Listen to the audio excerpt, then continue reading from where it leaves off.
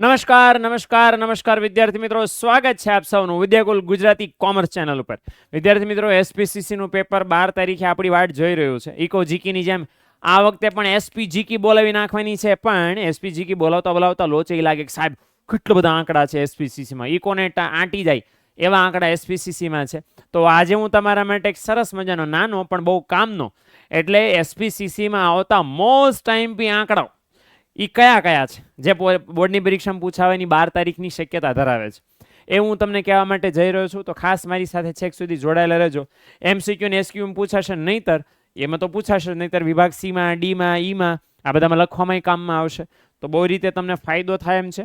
એટલે મોસ્ટ ટાઈમપી આંકડા હું તમને કહેવા જઈ રહ્યો છું. પહેલાં ખાસ સમજી લો કે મોસ્ટ ટાઈમપી આંકડા તો છે જ, પણ આ લેક્ચરના ડિસ્ક્રિપ્શનની અંદર એક સરસ મજાની 2 લિંક મેં તમને આપી છે. કઈ કઈ લિંક આપીશ તમને કે એસપીસીસીમાં એસપી અને સીસી બંનેના મહા રિવિઝનના લેક્ચરની લિંક પણ આ વિડીયોના ડિસ્ક્રિપ્શનની અંદર મેં મૂકી દીધી છે. તો એ જરાક જોઈ લેજો એટલે આખું એસપીસીસીનું રિવિઝન તમને થઈ જાય. બીજું એસપીસીસીની મોસ્ટ ટાઈમપી એમસીક્યુ અને વીએસક્યુ સેક્શન એ અને બી ક્લિયર કરવા માટેની વાત કરું છું.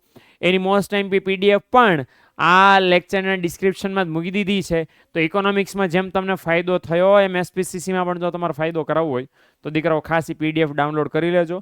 અને એસપીસીસીનું પેપર તો 12 તારીખે છે, ત્યાં સુધીમાં રિવિઝન કરવું હોય તો રિવિઝન પણ કરી લેજો. તો એ ખાસ છે તમારા માટે, ધ્યાનમાં રાખી લેજો. ડન છે? તો શરૂઆત કરીએ મોસ્ટ ટાઈમપી આંકડાઓ જોવાની એસપીસીસીના.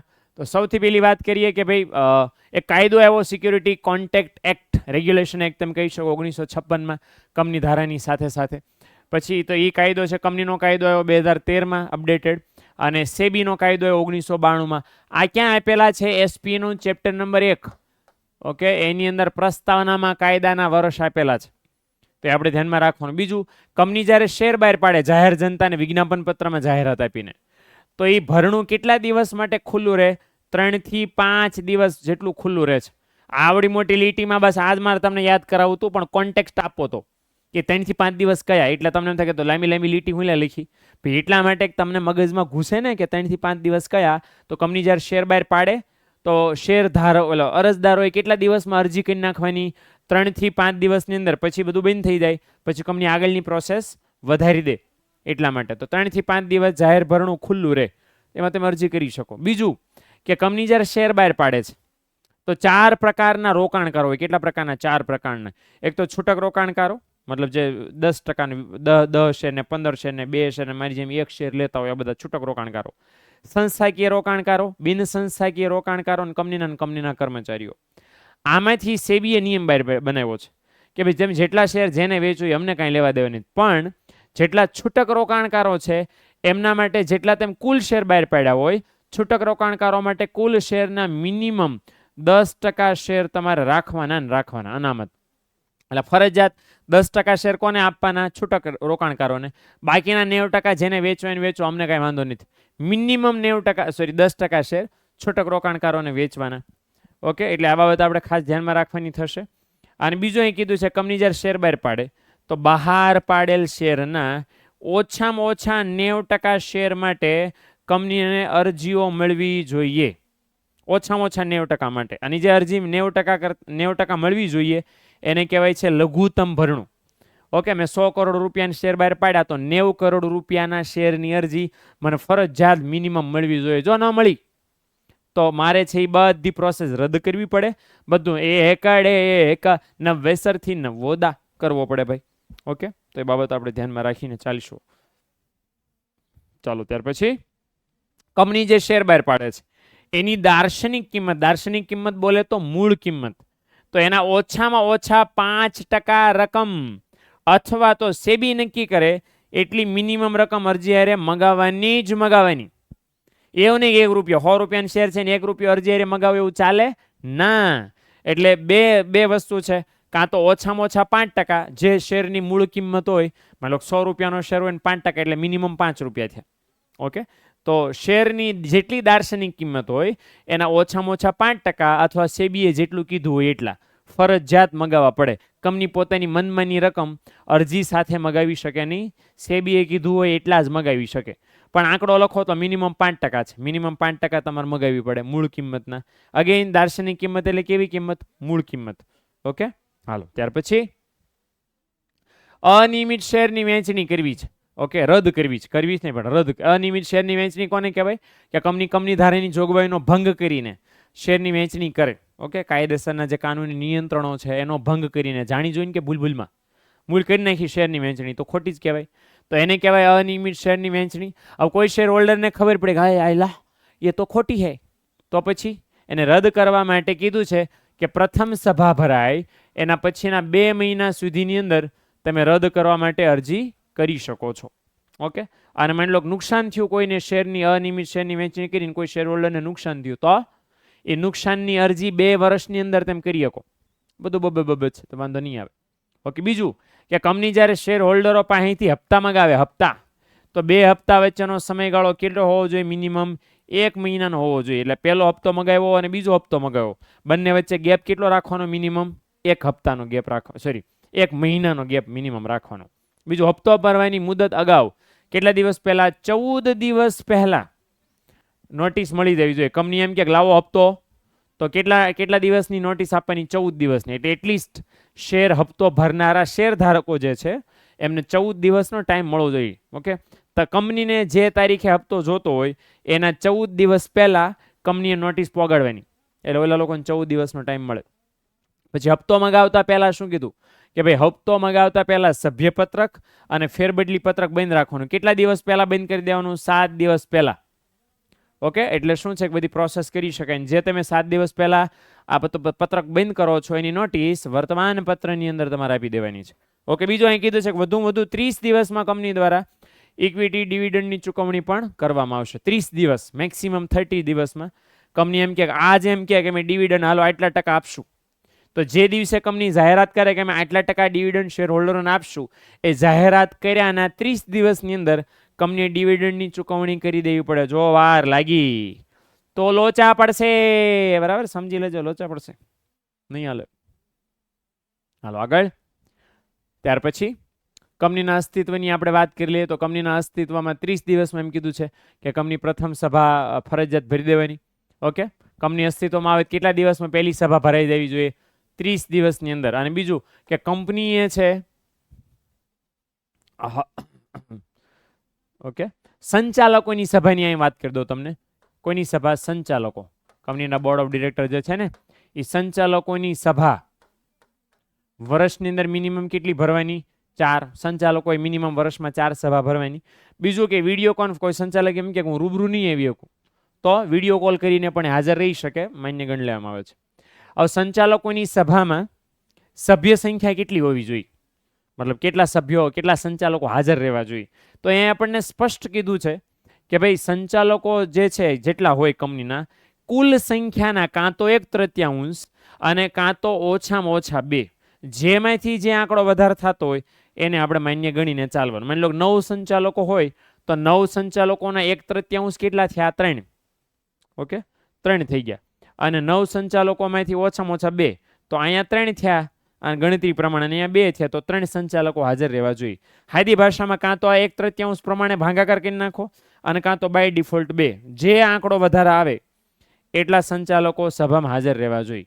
જો એના કરતા સંચાલકો ઓછા હાજર રહે તો એનો સીધો મતલબ છે કે સભા માન્ય ગણાશે નહીં અને સભા કેન્સલ કરી દેવાની. ઓકે, બીજું કે સંચાલકોની જો અહીં ગણતરી છે જ, માલુમ ખોટું મેં સમજાયું તમને મોઢે, તો સંચાલકોની સંખ્યા 9 હોય તો 1/3 કરો કેટલા સંચાલકો ત્યાં થયા? 3. અને બીજો નિયમ કયો છે? 2 નો. તો આ 2 માંથી આંકડો કયો મોટો છે? 3. તો 3 સંચાલકો હાજર રહેવા જોઈએ. ખોટી લાંબી લપ નહીં કરવાની. ઓકે, બીજું જેટલા સંચાલકો કંપનીમાં હોય એમાંનો મિનિમમ એક સંચાલક ભારત દેશમાં 180 દિવસ રહેલો હોવો જોઈએ. 180 દિવસ એટલે 6 મહિના, અડધું વર્ષ ફરજિયાત ભારતમાં રહેલો હોવો જોઈએ. બીજું કે નિવૃત્ત કેટલા થાય? આ બધા પેચીદો પ્રશ્ન છે. તો કીધું છે કે જાહેર કંપની હોય તો એના ઓછામાં ઓછા 2/3 સંચાલકો નિવૃત્ત થવા પાત્ર છે. થવા પાત્ર ઇટ મીન્સ કે નિવૃત્ત થવા લાયક છે, થઈ શકે, થતા નથી, થઈ શકે. 2/3 સમજણ પડી? માની લો 9 સંચાલકો હોય, કેટલા હોય? 9. તો 9 ના 2/3 કેટલા થયા? 3, 3 તેરી 9, 3 દુ 6. તો 9 સંચાલકો કંપનીમાં ટોટલ હોય એમાંથી 6 સંચાલકો નિવૃત્ત થઈ શકે પણ થતા નહીં. તો એ જે થતા નહીં તો કેટલા થતા હે? તો ભાઈ 1/3 સંચાલકો નિવૃત્ત થાય. 2/3 કેટલા નિવૃત્ત થાય? 1/3 નિવૃત્ત હંમેશા થાય. એટલે 3 વર્ષની અંદર બધા જ ફરી જાય. ઓકે, બીજું જેટલા સંચાલકો હોય કંપનીમાં જેટલા, એમાંના 1/3 સંચાલકો કેવા હોય ભાઈ? સ્વતંત્ર સંચાલકો. આ સ્વતંત્ર એટલે કેવા? કંપની હારે ભૂતકાળમાં કોઈ રિલેશન ન હોય એવા, માત્ર ને માત્ર વર્તમાનમાં પહેલું જ વર્ષ કંપની હારે હોય એવા. તો એવા 1/3 સંચાલકો ફરજિયાત છે હોવા જરૂરી છે. સ્ક્રીનશોટ પાડી લેજો એટલે આગળ તમને ખાસ કામમાં આવે. અને તમને ફરીવાર કહી દો કે વિદ્યાયાત્રા 2.0 ઓકે, જેવી બોર્ડની પરીક્ષા પૂરી થાય એટલે તરત શરૂ થવાની છે. ગુજરાતના શહેરોમાં અમે આખી વિદ્યાકુલની ટીમ ઘૂમવાના છીએ, તમારા નજીકના શહેર સુધી પહોંચવાના છીએ, એટલે તમને આઈડિયા આવે. એટલા માટે ફોર્મ અહીંયા ડિસ્ક્રિપ્શનમાં મૂક્યું છે, જરાક ફિલઅપ કરી દેજો કે તમે કયા શહેરના છો. અને નંબર 2, આપણા એસપીસીસી વિષયના મોસ્ટ એમપી રિવિઝનના મહા રિવિઝનના 2 લેક્ચર, એસપીનો મેગા શોર્ટ અને સીસીનો મેગા શોર્ટ લેક્ચર, એની લિંક આ ડિસ્ક્રિપ્શનમાં મૂકી છે, જરાક જોઈ લેજો દીકરાઓ. ઓકે, હાલો. સંચાલકોની સંખ્યા કેટલી હોવી જોઈએ ભાઈ? એક કંપનીમાં કેટલા સંચાલક હોવા જોઈએ? તો જાહેર કંપની હોય તેમાં મિનિમમ 3, ઓછામાં ઓછા 3, ખાનગી કંપની હોય તો ઓછામાં ઓછા 2, અને એક વ્યક્તિની કંપની હોય તો ઓછામાં ઓછા 1 સંચાલક હોવા પડે. ઓકે, વધુ વધુ કેટલા? કોઈ પણ કંપનીમાં મેક્સિમમ કેટલા ભાઈ? 15. 15 કરતા વધારે નહીં. જો 15 કરતા વધારે સંચાલક રાખવા છે, સીધું જ તમારે કેન્દ્ર સરકારની પરમિશન લેવી પડે, બીજા કોઈને કંઈ હળી કરવાની નહીં. એક સંચાલક, માની લો મને એમ થાય કે મારે બધી કંપનીઓમાં સંચાલક બનવું છે, તો કોઈ એક સંચાલક મેક્સિમમ કેટલી કંપનીઓમાં સંચાલક બની શકે એના માટે પણ નિયમ છે. તો કોઈ એક સંચાલક એમ કે ભાઈ ખાનગી જાહેર જે આવી મારે તો સંચાલક બનવું છે, તો મેક્સિમમ છે 20 કંપનીમાં સંચાલક બની શકે. 20 કંપની બધું મિક્સ કરીને 20. અને કોઈ સંચાલક એમ કે ભાઈ મારે તો ખાલી જાહેર કંપનીમાં જ સંચાલક બનવું છે, તો એ માત્ર ને માત્ર જાહેર કંપનીમાં સંચાલક બનવા જાય તો 10 કંપનીઓમાં એ સંચાલક બની શકે. ખાલી જાહેર કંપનીમાં બનવું હોય તો, જાહેર ખાનગી મિક્સ હોય તો 20માં હોઈ શકે. ઓકે, એ બાબત આપણે ધ્યાનમાં રાખવાની થશે. હાલો, ત્યાર પછી સ્વતંત્ર સંચાલક નિમો છો, એની મુદત કેટલા વર્ષની હોય? 5 વર્ષની. એટલે આજ તમે સ્વતંત્ર સંચાલકને નિમો તે 5 વર્ષ સુધી કંપનીમાં સંચાલક તરીકેનું પદ ભોગવી શકે, રાખી શકે. ઓકે, અને કંપની ધારો 2013 છે એ પ્રમાણે જો નોંધાયેલ કંપનીને નિયત કરવામાં આવે તો નાના શેર હોલ્ડર છે એ નિમી શકે. ભાઈ આંકડો કામનો નથી આપણા માટે. અચ્છા, એ સમજી લો નાનો શેર હોલ્ડર કોને કહેવાય? નાનો શેર હોલ્ડર એટલે એવો શેર હોલ્ડર કે જેની પાસે કંપનીએ નક્કી કરેલા રકમ કરતા ઓછા શેર હોય. ઓકે, તો અહીં કીધું છે કે 20,000 રૂપિયા કરતા ઓછું મૂડીરોકાણ જેણે કર્યું હોય એ કહેવાય નાનો શેર હોલ્ડર. કેટલા રૂપિયા કરતા? 20,000 રૂપિયા કરતા ઓછી રકમનું જેણે કંપનીમાં રોકાણ કર્યું છે એવો માણસ કહેવાય નાનો શેર હોલ્ડર. આવા નાના શેર હોલ્ડરો કંપનીમાં 1,000 હોય. કેટલા હોય? 1,000 ઓછામાં ઓછા. તો એમના માટે અલગથી એક ડિરેક્ટર તમે નિમી શકો. ફરીવાર, નાનો શેર હોલ્ડર કોને કહેવાય? એવો વ્યક્તિ કે જેણે કંપનીમાં 20,000 રૂપિયા કે એના કરતા વધારે રૂપિયાનું રોકાણ કર્યું છે, મિનિમમ 20,000. અને એવા રોકાણકારો 1,000 કરતા ઝાઝા હોય તો એમના માટે અલગથી ડિરેક્ટર નિમવો પડે છે. ઓકે, બીજું અગાઉ મેં તમને કહી દીધું, ફરીવાર હું જરાક કહું કે કંપનીની સ્થાપના થાય એના 30 દિવસની અંદર કંપનીએ બોર્ડ ઓફ ડિરેક્ટરની પહેલી સભા બોલાવવી જ પડે. ઓછામાં ઓછી વર્ષમાં 4 સભા બોલાવવી પડે. ઓછામાં ઓછી કેટલી સભા બોલાવવી પડે? 4 સભા બોલાવવી પડે. અને કંપનીએ કીધું છે કોઈ પણ પ્રકારની સભા બોલાવતા પહેલા 21 દિવસ અગાઉ નોટિસ આપવાની. કોઈ પણ સભા યોજો એના પહેલા 21 દિવસની નોટિસ ફરજિયાત છે. ફરજિયાત છે ભાઈ, એમાં કાંઈ ઘટે જ નહીં, ઘટવા દેવા નહીં આપણે. ડન છે? તો આટલી વિગતો છે આપણે ખાસ ધ્યાનમાં રાખવાની છે. હે ને? 2 ઓલરેડી મેં તમને કીધું છે વાર્ષિક સામાન્ય સભા વચ્ચેનો સમયગાળો 15 મહિના કરતા, અગાઉ કદાચ 18 બોલ્યો હોય તો માફ કરજો, પણ 15 મહિના આવશે. તો 15 મહિના કરતા વધારે સમયગાળો 2 વાર્ષિક સામાન્ય સભા વચ્ચે હોવો જોઈએ નહીં. ઓકે, સ્ક્રીનશોટ પાડી લેજો ભાઈ, કામની વસ્તુ છે તમારા માટે. ચાલો હાલો આગળ વધીએ. ત્યાર પછી જાહેર કંપનીની બાબતમાં શેર હોલ્ડરોની સંખ્યા 1,000. જો આ કોરમની વાત કરી, કોરમ એટલે શું? કે સભાને કાયદેસર ગણીને ચાલુ કરવા માટે હાજર રહી શકનાર સભ્યોની સંખ્યા. કેટલા સભ્યો હાજર રહેવા જોઈએ તો એને કહેવાય કોરમ. તો એમાં કીધું છે કે શેર હોલ્ડરોની સંખ્યા 1,000 સુધી હોય તો હાજર સભ્યો કેટલા હોવા જોઈએ? 5 સભ્યો હોય તો ચાલે. એટલે જો શેર હોલ્ડરો 1,000 હોય ટોટલ, એમાંથી 5 સભ્યો હાજર રહે તો હાલે. પછી જો શેર હોલ્ડરો 1,000 થી 5,000 હોય તો એમાં 15 જણા હાજર રહેવા પડે. અને 5,000 થી વધારે સભ્યો હોય તો 30 સભ્યો હાજર રહેવા પડે. ઓકે, તો આટલું થવું જોઈએ. બીજું, ખાનગી કંપનીની બાબતમાં વ્યક્તિગત રીતે હાજર રહેલા 2 સભ્યોને ગણસંખ્યા ગણી લેવાનું. ખાનગી કંપનીમાં તો ઝાઝા સભ્યો હોય નહીં, એટલે એમાં 2 સભ્યો મિનિમમ આવે તો પણ સભા થઈ ગઈ એવું સમજી લેવાનું.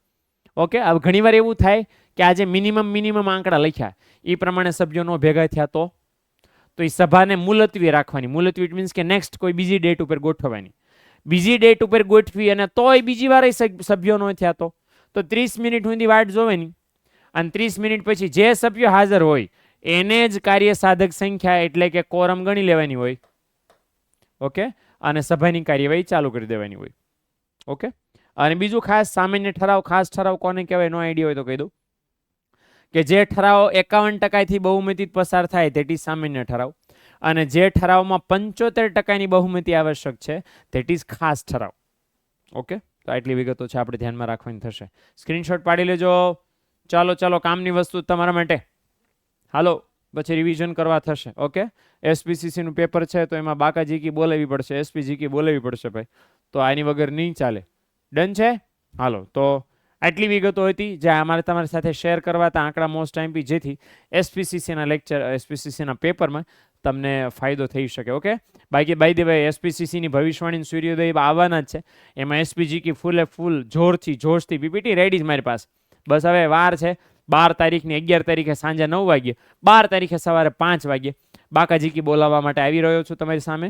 તો ખાસ જોડાવાનું ચૂકતા નહીં, મિત્રોને કહેવાનું ભૂલતા નહીં. એસપીસીસીનું આખા ગુજરાતમાં બીજે ક્યાંય આપણું આઈએમપી આવવાનું નથી, અહીંયા જ આવવાનું છે વિદ્યાકુલ ગુજરાતી કોમર્સમાં. તો ભાઈ લાભ લઈ લેવાય, હું એમ કહું છું. ઓકે. મળીએ છીએ નેક્સ્ટ લેક્ચરની અંદર. આવજો. ટાટા બાય. C yeah.